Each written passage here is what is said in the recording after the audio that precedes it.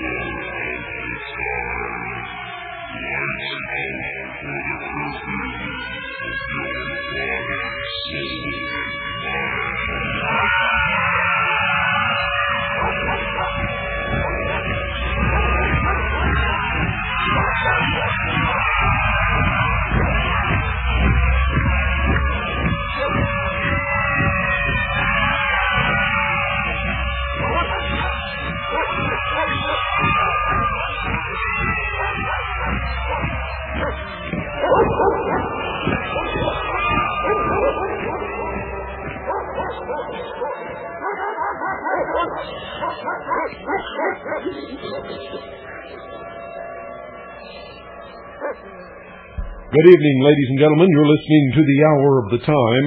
I'm William Cooper. In case some of you have lost track of what's been happening, the live broadcast of the Hour of the Time, Monday through Friday, will occur at 8 Pacific, 11 Eastern. The following day, at 3 Pacific, 6 Eastern, that broadcast will be rerun. At 8 Pacific, 11 Eastern, we're also broadcast on WRMI 9.955 megahertz worldwide shortwave radio. And between both times, we are carried by over 700 low-power FM stations across the nation and around the world. Now, tonight I'm going to be giving you I'm going to be reading to you from something that I'm really not supposed to have here.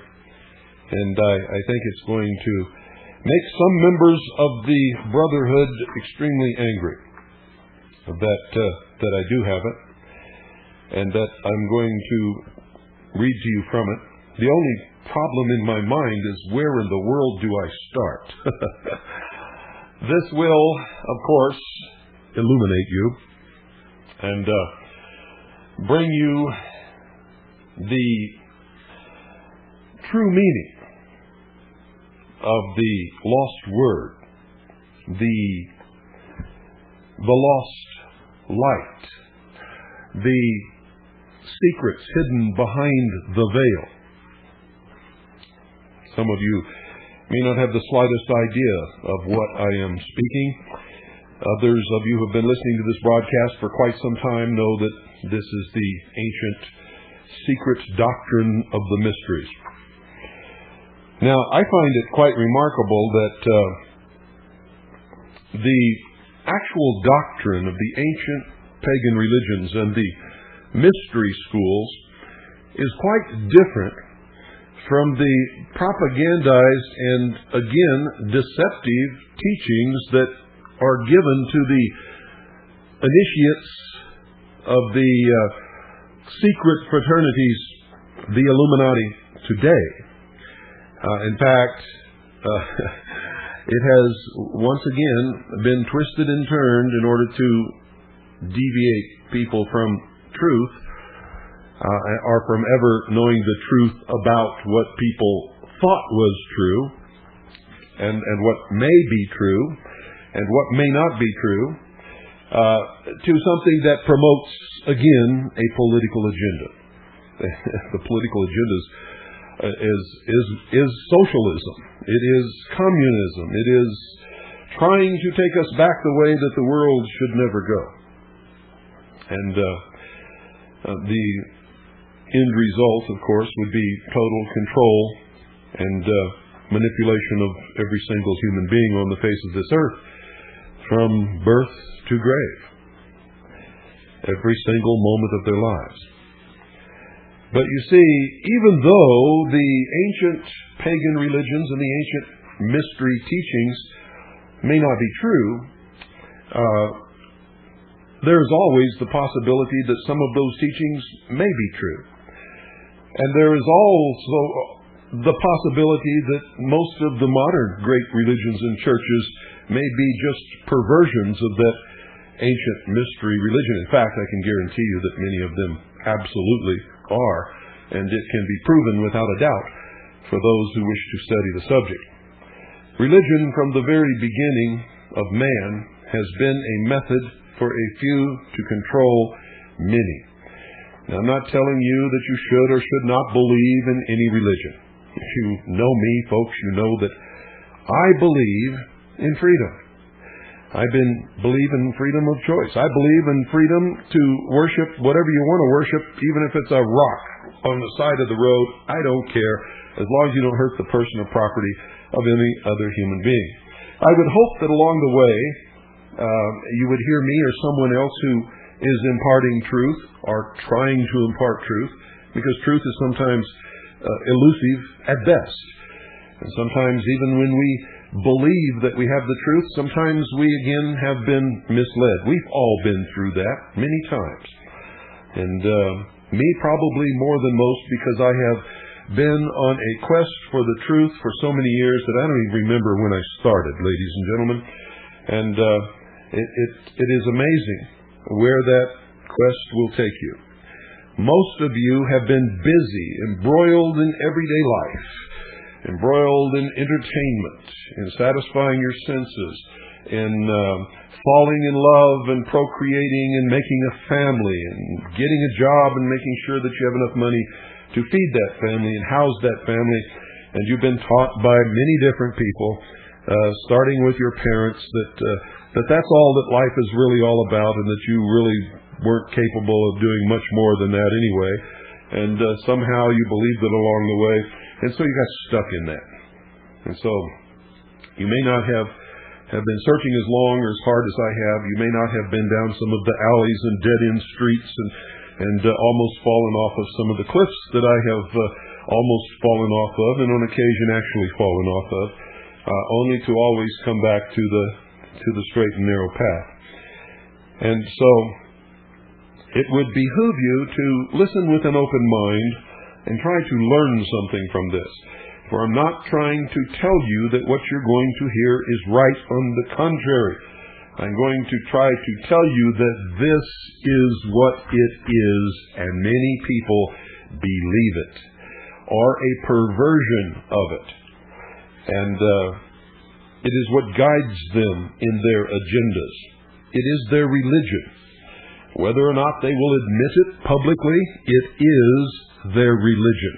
And that can also be documented in their own words. So, I think I'm going to start in the middle of this. I'm not going to tell you what it is. And that's a deviation from normally what I do. But as I said, folks, I'm not supposed to have this. And this is not something that is let out of the clutches of the Brotherhood too often or willingly. And so I must be very careful with how I handle this and how I impart it and how much about its true nature and its source and origin as I can possibly be. And so I will. So I'm not going to ask you to trust me that this is true. You know my admonition. Listen to everyone, read everything, believe absolutely nothing or anyone unless you can prove it in your own research. That is an absolute necessity in this age of deception. And look, folks, it is, without any doubt, the greatest age of deception that has ever existed on the face of this earth. Because I can tell you, quite frankly, that from the very beginning, when one man learned that he could control other men by deceiving them, deception has been rampant in this world. And if you ever thought that you lived in a world where everybody around you was honest and telling you the truth, and these people that you have in government are always telling you the truth, then you haven't grown up yet. You're still living as a child. And that's got to change very quickly. If you want to survive this great battle that is raging, ladies and gentlemen, and the great battle is raging. It's a war, as a matter of fact. And it is a quiet war, which mostly uses silent weapons, but nevertheless, it is a war. And there are casualties, and there is violence in this war, and people are destroyed. Whole families and populations are destroyed. And so, without further ado, we will get into the meat of the matter after this short intermission, which will sort of lay a little groundwork here.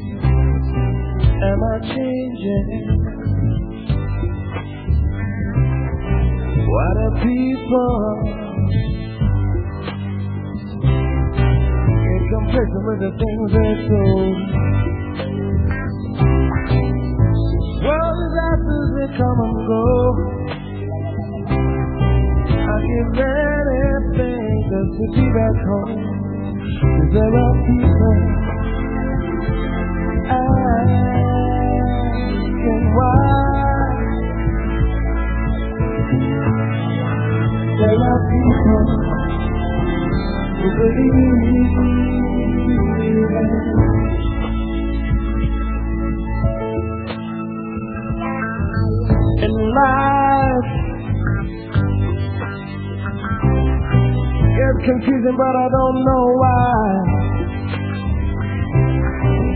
But I've made my plans already. I've been struggling all my life. The world is ourselves that come and go. I give all my strength to be back home.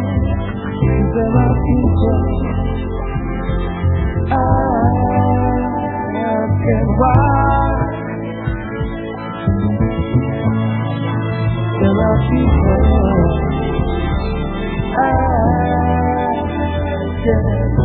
how do I get to where I'm from now? How will I be discarded after God free? And I get back to where I come from. There are people who believe in life.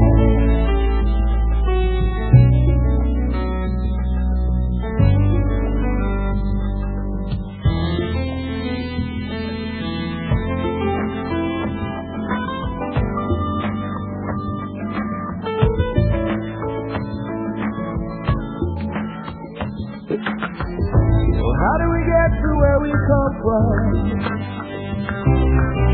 Peace and love ain't enough these days.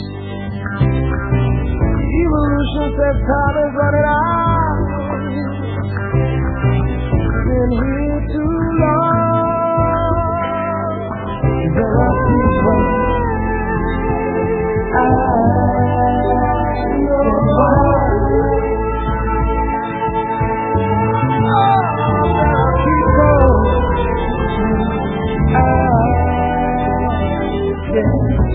How do I get to where I come from now? How will I face this God and I'm destroyed? Now, ladies and gentlemen, during this narrative, remember that I am reading from an esoteric revelatory book that it can only be found in the hidden libraries of the fraternal orders around the world, the secret societies, which at the very top hide the full body of adepts known as the Illuminati. So pay very close attention, and you're going to learn an awful lot about what makes them tick over the next few broadcasts, and why they do and believe some of the things that they do and believe, and why they hate you so much. And ladies and gentlemen, if you want to talk about hate crimes, these people are up to their ears in hate crimes. I begin. Little could the ancient mythologists and sages have foreseen that the fabulous narrations which their genius devised to cloak high truth would end by plaguing the mind of the Western world with 16 centuries of unconscionable stultification. They could not possibly imagine that their allegorical constructions to dramatize spiritual truth would so miscarry from their hidden intent as to cast the mental life of half the world for ages under the cloud of the most grotesque superstition known to history. Nor could they have dreamed that the gross blindness and obtuseness of later epochs would cite these same marvelously ingenious portrayals as the evidence of childish crudity on the part of their formulators. Who could have suspected that a body of the most signal instrumentalities for conveying and preserving deep knowledge ever devised by man would become the means of centuries of mental enslavement? Nothing more clearly evidences the present age's loss of fixed moorings in philosophical truth than the inconsistency of its attitudes toward the sacred scriptures of antiquity.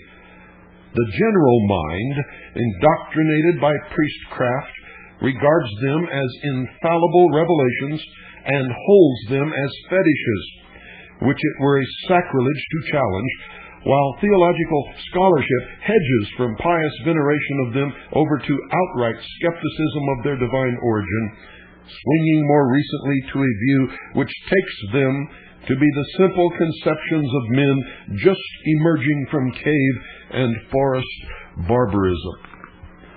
The character of divine dictation and absolute wisdom assigned to them on the one thesis has yielded to that of ignorant speculation of primitive folk on the other.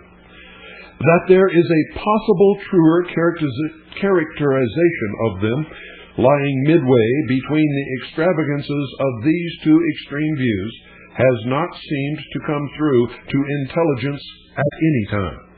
It has not occurred to students of religion that ancient scripts are the work neither of supreme deity on the one side, nor of groping infantile humanity on the other, but that their production must be sought in a region intermediate between the two.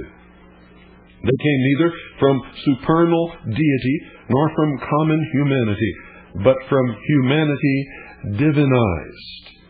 They were the output of normal humans, graduated to divine or near divine status. St. Paul's, quote, just men made perfect, end quote. Their divinity is therefore not transcendent and exotic, and their humanity is not crude and doltish. They bear the marks, therefore, of human sagacity exalted to divine mastership. When a student graduates creditably from a college, he is presumed to have acquired a mastery over the field of knowledge covered in his course. Human life is a school, and why should not its graduates be presumed to have gained mastery over the range of knowledge which it covers, and to be able to write authoritatively upon it? Humans must at some time attain the goal, the prize of the high calling of God in Christly illumination, the crown of glorious intelligence. Life's school issues no diploma of graduation without attainment, for the graduation is the attainment. We have here the ground for the only sane acceptance of the ancient scriptures as books of accredited wisdom. We are neither asked to believe them inscribed by the finger of omnipotent deity, nor forced to attribute them to the undeveloped brains of primitives. They can be seen as the products of the sage wisdom garnered by generations of men who had finally risen to clear understanding. They are the literary heritage bequeathed by men grown to the stature of divinity. Their veneration by the world for long centuries, even carried to the extreme of outrageous sycophancy, attests an indestructible tradition of their origination from sources accredited as divine and infallible. Their successful hold on the popular mind for many ages bespeaks also the unshakable foundations of their wisdom. They have withstood consistently the test of generations of human experience. Their wisdom holds against life. It reigns true, and it is all the more precious to us because of its authorship by men of our own evolution, since thereby it does not miss immediate pertinence to our life. Both the conventional views of Bible authorship have militated against the possible high service of the Scriptures to mankind. The theory of their divine dictation to holy men of old has led to the abject surrender of the rational mind before their impregnable fortress of direct assertion, its hypnotization by a fetish, and the crippling of its native energies. The theory of their production by early crudity tends to the disparagement of the value and validity of their message. The other view here advanced preserves their venerated authority, while it brings their authorship from alleged cosmic divinity back to men of earth. It saves us from the fatuous claim that God took time out to dictate a volume of absolute verity for the inhabitants of a minor planet amongst millions of trillions of such worlds. Relieving us of the necessity of asserting that supreme deity went into the book publishing business on this globe and took advantage of his commanding position to write the planet's bestseller, it preserves mental integrity by enabling us to assign scriptural authorship to human agency, where it alone is acceptable. It is understandable that evolved men with vision opened to knowledge of the laws of life would indite sage tomes for the enlightenment of those less advanced. In any case, the Bibles are here. They must be accounted for. The phenomenon of their existence among the nations, their hoary age, their escape from destruction through the centuries, the ineradicable tradition of their divine origin and authority, their almost universal veneration, must all find some factual ground of explanation. The theory offered in refutation of the two conventional ones seems the only one that provides such a rational and acceptable basis. And since the belief in their sacredness generally persists, it cannot be regarded as less than momentous that the world should know of a surety that, while these revered relics are not the voice of the personified cosmos, neither are they the mere speculative romancing of cavemen or scholastics. They are the sure word of perfected wisdom. There was a time, then, in early human history, when enlightened men possessed true knowledge, the passport to wisdom. Clear and concise answers to the profoundest problems of philosophy were known. Insofar as the human intellectual faculty is capable of it, an understanding of the mystery and riddle of life itself and the laws of its evolutionary unfolding was achieved by men who, as Hermes says, had been, quote, reborn in mind, end quote. Philosophy was no more, quote, speculative enterprise, end quote, or tilting at logical windmills. It was a statement of the fundamental archai, or basic principles of the science of being. It formed the groundwork for the elevation of theology to its true place as the king of sciences, or the kingly science. Together, philosophy and theology held the throne in the mental life of mankind, and justly so, for a reason which modern thought would do well to consider. They must ever be the ultimate science because they motivate finally the use we make of all other sciences. They hold final answers to all life's problems. They are the determiners of all human action in the end. They alone can direct man finally to the path of good, or by no other means can he learn to know what constitutes the good.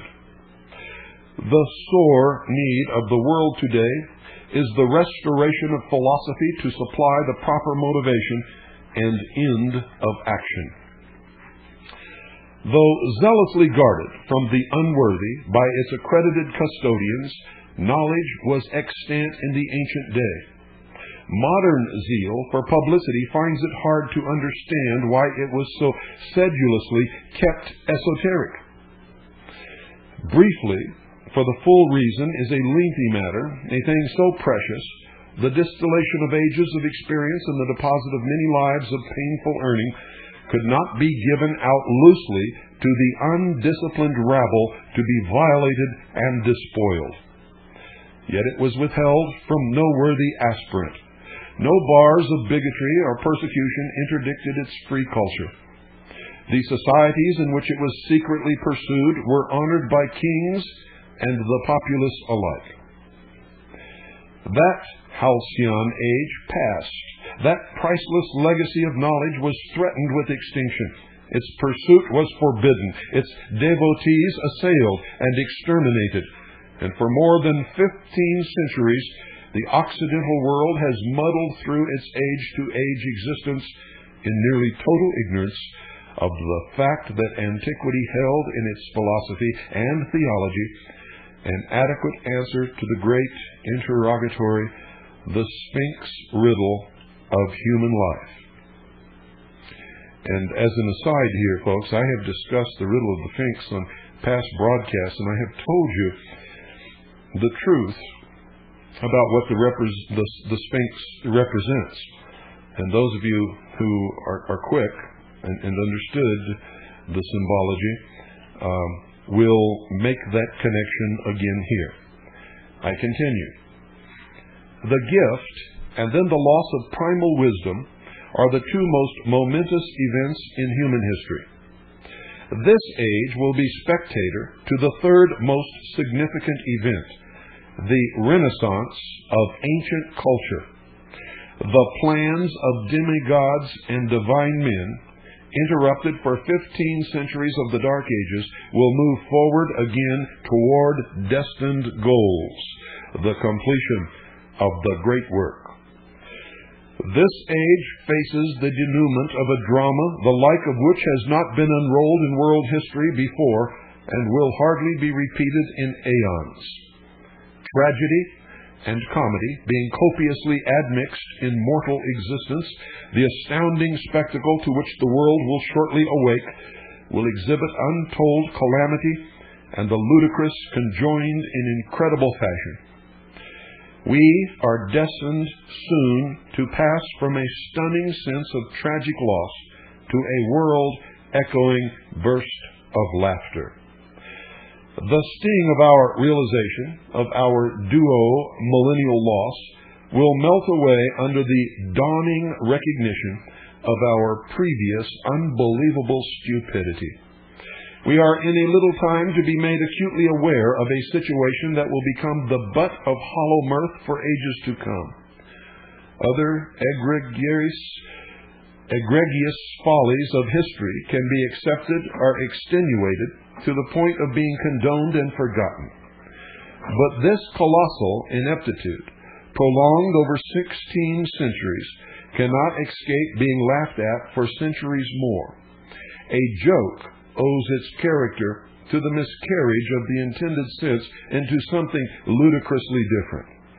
This denouement will stand as the historical joke of the ages. No less than this quantity of hilarity can balance the weight of the tragedy which loads the joke at the other end. For the ludicrously different direction in which the intended sense of the great mythical religions and dramatic rituals of the past took its perverted course entailed as a consequence the greatest of all historical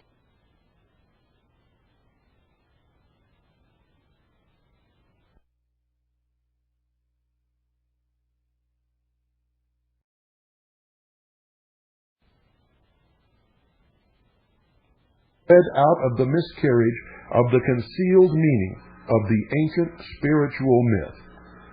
The transaction carried the form of a joke, but it also carried the substance of the most appalling terrorism in history. And this most calamitous of all blunders was the mistaking of religious myth, drama, and allegory for veridical history.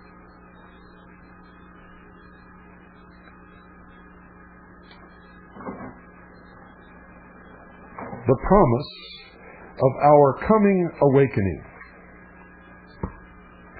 The promise of our coming awakening lies in the progress made and to be made in the study of comparative religion, comparative mythology, and comparative philology. What they will ere long make clear to us beyond further dispute is the most unthinkable fact that for 16 centuries the best intelligence of the West took the ancient sages' books of wisdom, which were in all cases the spiritual dramatizations of the experience of the human soul on earth, for objective historical narratives. The spectacle that will soon throw a world first into wonder, confusion, and dismay, and then into clownish laughter, is that of a civilization covering 1/3 of the globe, and boasting itself as the highest in culture in the historical period, all the while taking its moral and spiritual guidance for an aeon from a book or books of the true content and meaning of which it never for one moment has had the slightest inkling.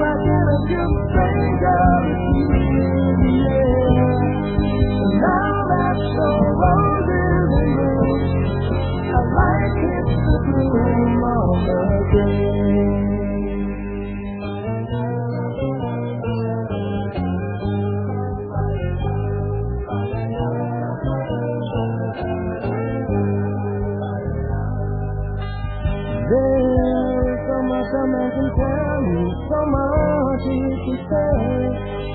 You remain my power, my pleasure, my faith. Baby, to me you're like a grown addiction that I can't deny. Won't you tell me that not today? Did you know that when it snows, my eyes become alive and the light is too shy, can't you see? I can bring you to a tear from a rose on the grave. Ooh, the more I get of you, the stranger it seems in the air. Now that your roses in bloom, I like it to bloom on the grave.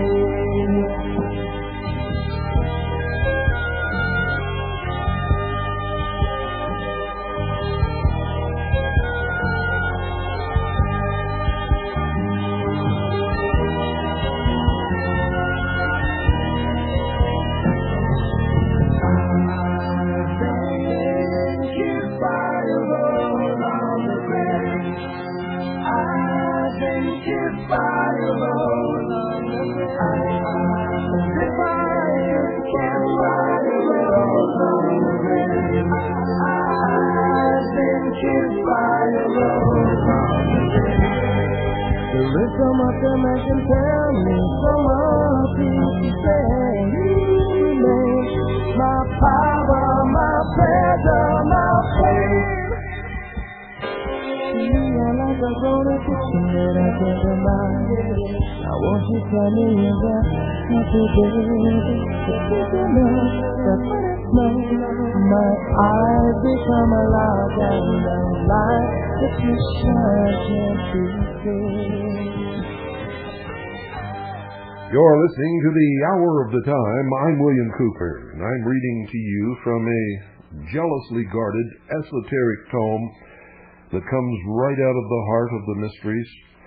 This is, ladies and gentlemen, what you're hearing and what you will hear over the next several broadcasts, the heart and soul of the truth of the mystery religions that gave birth to socialism, communism, humanism, and is at war, totally and completely at war with all the other religions of the earth. Their goal is to completely destroy all existing nation states, all existing churches and religions, and to shackle the mob in a system of world totalitarian socialist government. And so you had better listen to this. The superior knowledge vouchsafed from early graduates in life's school to disciplined pupils in the mysteries of old was transmitted from generation to generation by oral teaching and preserved only in memory. But later, lest it be lost or corrupted, it was consigned to writing. Hence came the sacred books of Scriptures, holy writ of antiquity.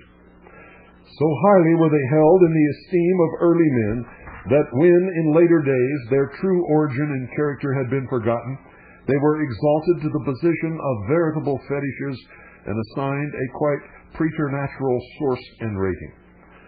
Regarded as books of superhuman intelligence, men have in face of them practically set in abeyance their human reason and bowed to them as the oracles of absolute truth. This was natural and to a degree inevitable, but it spelled catastrophe to the general mental life of man by fixing upon him the basest hypnotization in all the annals of record, when a literal and historical instead of a purely spiritual and typical interpretation of the books was broadcast to general acceptance. The evidence is mountain high that the taking of ancient ritual dramas and scriptural myths for objective history and the figures in them for human persons has been the fountain source of the most abject corruption of man's mental forces since the race began. In mechanical exploit, this is an age of marvel. and credit for this type of achievement should not be withheld. In study of life and its objective powers, it has labored with wondrous accomplishment. In psychological delving into deeper phases of consciousness, it has begun a pursuit long neglected. But in religion and philosophy, it is one of the blindest of ages. It is not overstating the case to say that in these areas of human enterprise, the mind of this era still slumbers in a state of ineptitude and gross darkness, at least a degree or two below that commonly termed barbaric.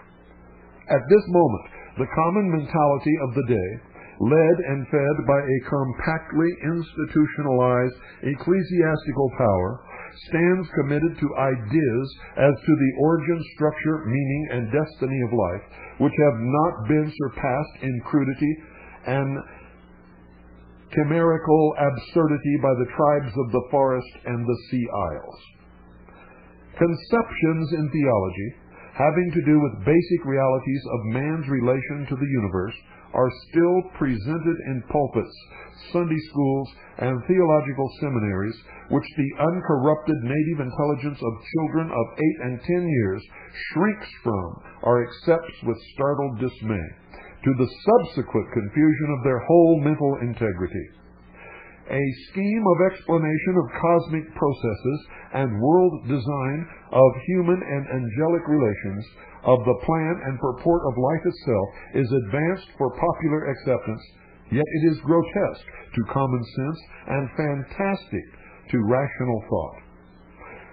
Philosophy and religion are still propagated on the basis of a theology that is received without understanding by the common people, entirely repudiated by the intelligentsia, and brazenly dissembled by the very priesthood that lips its cantos and its oracles from Sunday to Sunday. In sum, it can be said without the remotest possibility of successful dispute that the general grasp of the mind of this age on philosophical verity and the truth of life, as proffered by orthodox religionism, is still steeped in the crassest forms of dark superstition, and this has been due to the miscarriage of ancient symbolism. History would seem to present a pattern of retrogressive current if it can be shown that this late epoch grovels in a mire of semi-barbaric philosophical grossness from which a former period was free. Degeneracy must have set in at some distant time and swept onward to this day, and such a phenomenon must have had its due cause. A great work of a learned author some years ago pointed to the approaching, quote, decline of the West, end quote. What has not been seen, however, is that the West has long been in decline, is at a low stage of decay, and has not risen out of the murks of the Dark Ages. This has come in the wake of causes long operative in the world situation, which have been overlooked or failed of discovery through an egregious obscuration of the vision of scholars since the early centuries. And if this failure of insight is not to be attributed to stupidity that is in itself beyond understanding, then it becomes necessary for the historian of these things to posit for it another cause, one that casts the dark shadow of sinister motive over the whole course of that historical enterprise in which sinister motive is of all places most unpardonable. Corruption in politics or in economic or social life can be understood in relation to the imperfection of human nature, and in a measure pardoned. But designed corruption in religion is shattering to the very foundations of human aspiration. It shocks and paralyzes fundamental urges to sincerity. It weights the human spirit with the hopelessness of its effort to conquer imperfection. Dishonesty and insincerity in worldly dealings may entail disaster of greater or minor degree. In religion, they are never less than fatal. There is one domain in which untruth is unsupportable, that field of the human soul's endeavor of which truth is the very substance and being: religion. whether stupidity or sinister design prove to have been the cause of the loss of true original meaning must be left to the historical sequel to disclose. And whether the cause of the perpetuation of rank superstition in the present day of alleged enlightenment is to be laid at the door of ignorance or knavery, or a combination of both, must likewise be determined as time moves on. It is certain that both the primal and the present causes of nescience are kindred, if not identical. It is the purpose of the present volume to set forth to the modern mind the extent of the wreckage which splendid ancient wisdom suffered at the hands of later incompetence. And it is designed to accomplish this by setting up the sharp contrast between the present disfigurement and the past glory of the structure. This purpose entails the task of revealing for the first time the hidden meaning of the body of archaic scriptures by means of a clear and lucid interpretation of their myths and allegories, fables and dramas, astrological pictographs, and numerological outlines. It will be at once seen to be a labor of no mean proportions to convert the entire mass of antique mythology and legend, biblical glyph and cryptogram, from presumed childish nonsense into an organic corpus of transcendent scientific significance. It involves the reversal of that mental process which in the days of early Christianity operated to change myth and allegory in the first instance over to factual history. As 3rd century ignorance converted mythical typology to objective history, the task is now to convert alleged objective history back to mythology, and then to interpret it as enlightened theology. The almost insuperable difficulty of the project will consist in demonstrating to an uncomprehending world, mistaught for centuries, and now fixed in weird forms of fantastic belief, that the sacred scriptures of the world are 1,000 times more precious as myths than as alleged history. It can only be done by showing that as myths they illumine and exalt the mind to unparalleled clarity, while as assumed history they are either nonsensical or inconsequential. But centuries of erroneous indoctrination have so warped and victimized the modern mind that the effort to restore the scriptures to their primal mythical status will be met with the objection that the transaction will wipe the Bible and other sacred literature out of the realm of value altogether. In the common mind, this would be to rob them of worth and significance utterly.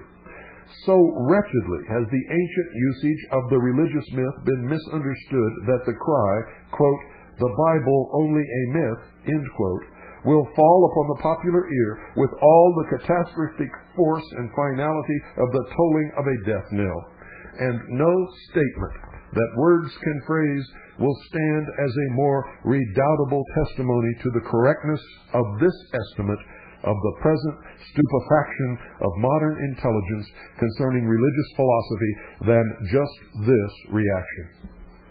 Ridicule, contempt, and flat rejection will be the greeting accorded the proclamation that biblical myth is truer and more important than biblical history. Our book aims at nothing less than the full proof of this contention. It flies directly in the face of the awaiting scorn of common opinion on the point at issue. Yet nothing is easier than to demonstrate that Bible material taken as history is the veriest nonsense. Anyone with an analytic mind and an imagination to convert its narratives into realism can make it a laughing stock. The Voltaires, Paines, Ingersolls, and the freethinkers have done this successfully enough. But having disproved it as history, they have not redeemed it as spiritual mythology. The world awaits this work of interpretation, and only when it is supplied will the full force of the tragic humor of mistaking drama for history be grasped. The loss or corruption of the philosophical interpretation of ancient scriptures precipitated the West into the Dark Ages, and a main factor in this disaster was a general obscuration of intelligence concerning the myth. Catastrophe was made the more readily possible because the rationale of the use of the myth in ancient hands passed from knowledge. When the recondite suggestiveness of the myth was lost, the inner essence of esoteric wisdom was dissipated away. Philosophy died out, and, bereft of its inner soul, the myth came to stand as the mere ghost of itself. With its hidden significance gone, it read nonsense and caricature, and so it has stood till this day. The word connotes in the popular mind of the present something about equivalent to fairy tale, a fiction little removed from a hoax. It is something that is sheer fanciful invention. To declare a narrative formerly believed to be true only a myth is to toss it out on the rubbish heap as a thing no longer of value. And this attitude of mind toward the myth is itself the sign and seal of the decadence of this age, and truly the mark of the beast. For ancient sagacity could hardly have assumed that any succeeding age would prove so obtuse as to take the outward form of its spiritual allegories for factual occurrence, or suppose that their formulators believed them to be true objectively. To be sure, they are fanciful creations and entirely fictitious. They are fables of events which as events never happened. The aim was never at any time to deceive anybody. It was never imagined that anybody would ever believe them. Nevertheless, the myth was designed to tell truth of the last importance. Its instrument was fancy, but its purpose was not falsehood, but sublime truth. Outwardly, it was not true, but at the same time, it portrayed full truth. It was not true for its characters, but was true for all mankind. It was only a myth, but it was a myth of something. It used a false story to relate a true one, and thus maintained the secret doctrine within the brotherhood, while those who read it, who were not initiates, never saw the truth of the myth. While it never happened, it is the type of all things that have happened and will happen. It is not objective history, but it embalms the import and substance, the heart's core of all human history. Such authors as Spengler and Lord Raglan have begun to see that the ancients regarded it of far less importance to catalog the occurrences of objective history than to dramatize its inner spirit. The outward actions of humans are in the main trivial, because they constitute in the end only a partial and ephemeral account of the whole verity. Ancient literature aimed at something infinitely higher and more universal. It strove to depict in the myths and dramas the eternal norms of life experience, which would stand as truth for all men at any time in evolution. The myths were cryptographs of the great design and pattern of human history, lining in the large the truth that is only in fragmentary fashion brought to living enactment in any given set of historical circumstances. The myth is always truer than history. Only in aeons will history have caught up with the myth, when it will have unfolded the entire design of the original mythograph. Hegel indeed essayed to read the features of a grand cosmic design in the straggling line of actual events, but the myth already foreshadows the ultimate meaning of history. Now, such being the portentous function of the myth in the early stages of the life of humanity, it becomes in some degree apparent what blindness must have fallen upon the mental eye of practically a whole world to have blotted out in little more than a single century the knowledge of a thing of such vast utility. No matter how conclusively the data may prove the fact, it will probably remain forever incomprehensible to unstudied folk that whole bodies of ancient mythology and spiritual typology suddenly became metamorphosed into alleged history. It is incredible enough in all conscience. It has been the supreme tragedy of history, and because it ensued through sheer gaucherie and clumsy, loutish dumbness, it will, as predicted, rise on our horizon as the supreme folly of the ages. When it is realized that an early gift of divine wisdom planned to aid the race fight through the exigencies of its historical evolution, totally miscarried into tragic nonsense through the simple mistake of taking spiritual allegory for literal history, a humiliated world will find difficulty in ridding its memory of this preposterous blunder. And that's as far as we can go tonight, folks, because we're just about out of time.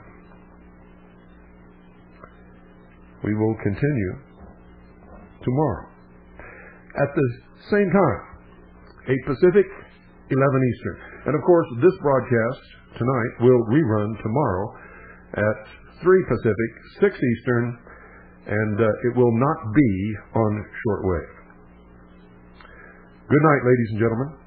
I hope that you learned a little bit tonight, and that you will continue to learn from this in future broadcasts, and that you are taking in the spirit that it is intended to educate you as to what the secret doctrine really is. You see, Blavatsky is one of the propagandists, one of the deceivers, one of the manipulators. She didn't even come close.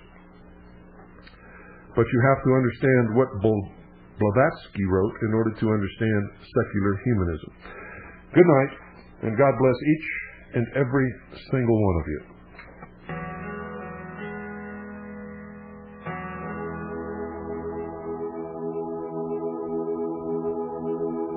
There's no reason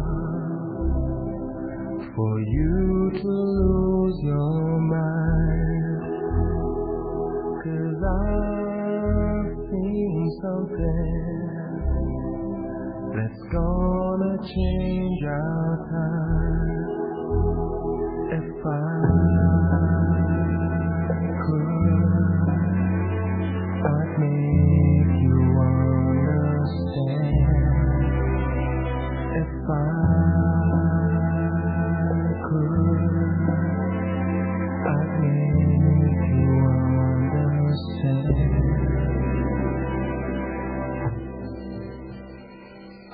There's no hurry, it's gonna come for sure. I know that someday we're gonna end our war. If I could, I'd make you understand. If I could, I'd make you understand. And if I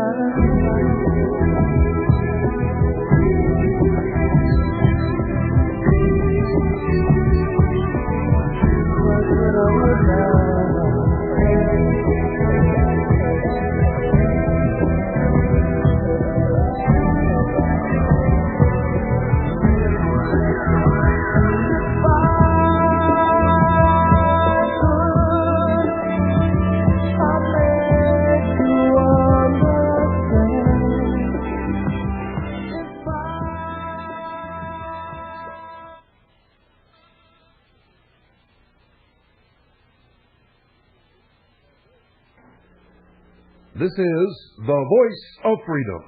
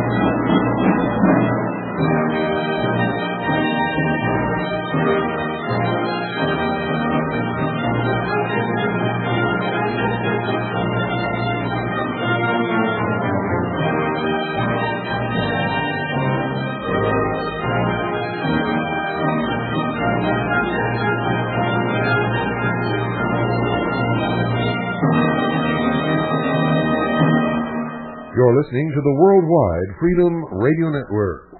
Stay tuned now for all oldies most of the time. Classic radio like you always wished it could be. Only the very best of the best.